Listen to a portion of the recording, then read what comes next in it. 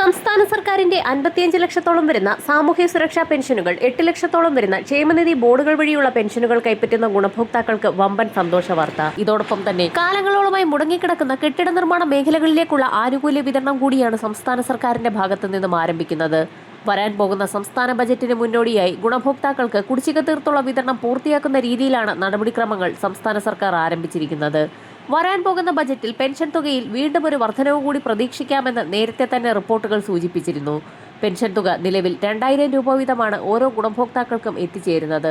ഇത് 2500 ഉയർത്തുന്നു എന്നുള്ള സ്ഥിരീകരണമാണ് ഇപ്പോൾ പുറത്തു വന്നിരിക്കുന്നത്. പ്രകടന പത്രികയിലെ വാഗ്ദാനമനുസരിച്ച് ഗുണഭോക്താക്കൾക്ക് പരമാവധി 2500 രൂപ വരെ LDF സർക്കാർ പുറത്തിറങ്ങുന്നതിന് മുൻപായി വിതരണം ചെയ്യുമെന്ന് നേരത്തെ തന്നെ പ്രഖ്യാപിച്ചിട്ടുള്ളതാണ്. ഇതോടൊപ്പം തന്നെ കെട്ടിട നിർമ്മാണ മേഖലകളിൽ കുടിശ്ശികയായിരിക്കുന്ന പെൻഷൻ തുകയിൽ 3 ഗഡുവാണ് ഡിസംബർ മാസത്തിൽ വിതരണം പൂർത്തിയാക്കിയത്. ഈ സാഹചര്യത്തിലാണ് വീണ്ടും വമ്പൻ സന്തോഷ വാർത്ത എത്തിയിരിക്കുന്നത്. ജനുവരി മാസത്തിൽ കെട്ടിട നിർമ്മാണ മേഖലകളിലേക്ക് ഉൾപ്പെടെയുള്ള ഗുണഭോക്താക്കൾക്ക് 2 മാസത്തിലെ പെൻഷൻ കുടിശ്ശിക കൂടി വിതരണം ചെയ്തേക്കുമെന്നാണ് ഏറ്റവും പുതിയ അറിയിപ്പുകൾ. ഇത്തരത്തിൽ പെൻഷൻ തുക വിതരണം ചെയ്യുമ്പോൾ പരമാവധി 3200 രൂപ വരെ ഗുണഭോക്താക്കൾക്ക് എത്തിച്ചേർന്നേക്കും. ഡിസംബർ മാസത്തിലെ പെൻഷൻ തുകയുടെ വിതരണം അവസാന ഘട്ടത്തിലെത്തിയ സാഹചര്യത്തിൽ ക്ഷേമനിധി ബോർഡുകൾ വഴി പെൻഷൻ തുക സ്വീകരിക്കുന്ന 8 ലക്ഷത്തോളം വരുന്ന ആളുകൾക്കും ഇതോടൊപ്പം തന്നെ 7 ലക്ഷത്തോളം വരുന്ന കേന്ദ്രവിഹിതം കൂടി ചേർത്ത് പെൻഷൻ തുക സ്വീകരിക്കുന്ന NSAP വിഭാഗത്തിൽപ്പെട്ട് പെൻഷൻ തുക സ്വീകരിക്കുന്ന ഗുണഭോക്താക്കൾക്കും പെൻഷൻ തുകയിൽ കുറവ് വന്നിട്ടുണ്ട്.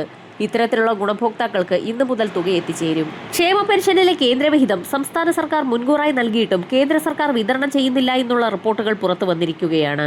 ഡിസംബറിലെ ക്ഷേമ പെൻഷനിലെ കേന്ദ്രവിഹിതമായി നൽകേണ്ട 24.75 കോടി രൂപ സംസ്ഥാന സർക്കാർ മുൻകൂറായി അനുവദിച്ചിരുന്നു. ഈ തുക 8,46,456 പെൻഷൻ ഗുണഭോക്താക്കളുടെ ബാങ്ക് അക്കൗണ്ടിലേക്ക് ഇട്ടുകൊടുക്കേണ്ടത് കേന്ദ്ര സർക്കാരാണ്.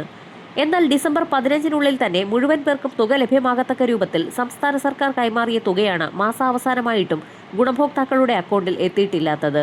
വാർദ്ധക്യകാല പെൻഷൻ, വികലാംഗ പെൻഷൻ, വിധവാ പെൻഷൻ എന്നിവയിലാണ് 200 രൂപ മുതൽ 500 രൂപ വരെ കേന്ദ്രവിഹിതമുള്ളത്. ഈ തുകയാണ് മുടങ്ങിയിട്ടുള്ളത്. ബാക്കി സംസ്ഥാന സർക്കാരിന്റെ വിഹിതം എല്ലാ പെൻഷൻകാർക്കും ലഭിച്ചിട്ടുണ്ട്. നേരത്തെ കേന്ദ്രവിഹിതവും ചേർത്തുള്ള മുഴുവൻ തുകയും സംസ്ഥാന സർക്കാരാണ് പെൻഷൻകാരുടെ അക്കൗണ്ടിലേക്ക് ഇട്ടു നൽകിയിരുന്നത്. കേന്ദ്ര സർക്കാർ വിഹിതത്തുക ലഭിച്ചില്ല എങ്കിലും സംസ്ഥാനം മുഴുവൻ പെൻഷൻ തുകയും അക്കൗണ്ടിലേക്ക് നൽകുമായിരുന്നു. പിന്നീട് കേന്ദ്ര സർക്കാരിൽ നിന്ന് തിരിച്ചു വാങ്ങുന്ന രീതിയാണ് സ്വീകരിച്ചിരുന്നത്. 2023 ഏപ്രിൽ മുതൽ കേന്ദ്രവിഹിതം തങ്ങൾ തന്നെ നേരിട്ട് ഗുണഭോക്താക്കളുടെ അക്കൗണ്ടിലേക്ക് നൽകിക്കൊള്ളാമെന്ന് കേന്ദ്ര സർക്കാർ അറിയിച്ചിട്ടുണ്ട്. എന്നാൽ ഇത്തരത്തിൽ കേന്ദ്രവിഹിതം യഥാസമയം ഗുണഭോക്താക്കൾക്ക് 1 മാസം പോലും നൽകിയിട്ടില്ല.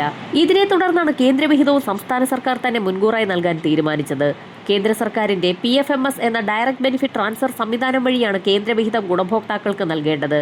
ഇതനുസരിച്ച് അതാത് മാസത്തെ 8,46,456 പേരുടെ കേന്ദ്രവിഹിത വിതരണത്തിന് ആവശ്യമായ തുകയായ 24.75 കോടി രൂപ സംസ്ഥാനത്തെ PFMS യൂണിറ്റിന്റെ ബാങ്ക് അക്കൗണ്ടിലേക്ക് നൽകുകയാണ് സംസ്ഥാനം ചെയ്യാറുള്ളത്. ഈ യൂണിറ്റ് വഴി ഓരോ ഗുണഭോക്താവിന്റെയും അക്കൗണ്ടിലേക്ക് കേന്ദ്രവിഹിത തുക നൽകും. ഇതനുസരിച്ച് ഡിസംബറിലെ തുകയും നേരത്തെ തന്നെ കൈമാറിയിരുന്നു. എന്നാൽ ഇത് കൃത്യമായി വിതരണം ചെയ്യാൻ PFMSന്റെ ചുമതലക്കാർ തയ്യാറായിട്ടില്ല. മുൻകാലങ്ങളിലും ഇത്തരത്തിൽ തുക വൈകിപ്പിക്കുന്ന നടപടി ഉണ്ടായിട്ടുണ്ട്. അപ്പോഴെല്ലാം സാങ്കേതിക തടസ്സമെന്ന കാരണം പറഞ്ഞ് കൈയൊഴിയുന്ന സമീപനമാണ് PFMSന്റെ ചുമതലക്കാർ സ്വീകരിച്ചിട്ടുള്ളതെന്നും ധനവകുപ്പ് വൃത്തങ്ങൾ വ്യക്തമാക്കി. മറ്റൊരു പ്രധാന അറിയിപ്പ്, ജോലിയില്ലാത്ത സ്ത്രീകൾക്ക് പ്രതിമാസം 1000 രൂപ വീതം പെൻഷൻ ലഭിക്കുന്ന പദ്ധതിയിലേക്ക് ഇപ്പോൾ ബന്ധപ്പെട്ട രേഖകളുമായി അപേക്ഷ സമർപ്പിക്കാവുന്നതാണ്. പദ്ധതിയിലേക്ക് അപേക്ഷിക്കാൻ മഞ്ഞ, പിങ്ക് റേഷൻ കാർഡ് ഉടമകൾക്കാണ് അർഹതയുള്ളത്. തെറ്റായ വിവരം നൽകി പെൻഷൻ കൈപ്പറ്റിയാൽ 18% പലിശ സഹിതം തുക തിരിച്ചു പിടിക്കും. 30 മുതൽ 60 വയസ്സ് വരെ പ്രായപരിധിയിലുള്ള സ്ത്രീകൾക്കും ട്രാൻസ് വിമൺ വിഭാഗത്തിലുള്ളവർക്കും അപേക്ഷിക്കാവുന്നതാണ്. വിധവ, അവിവാഹിത, വികലാംഗർ എന്നീ വിഭാഗത്തിലുള്ള പെൻഷൻ വാങ്ങുന്നവർക്കും സർവീസ്, കുടുംബ EPF പെൻഷൻ കൈപ്പറ്റുന്നവർക്കും ആനുകൂല്യം ലഭിക്കുന്നതല്ല. വരും മണിക്കൂറുകളിലെ സർക്കാർ അറിയിപ്പുകൾക്കായി ചാനൽ സബ്സ്ക്രൈബ് ചെയ്യാൻ മറക്കാതിരിക്കുക.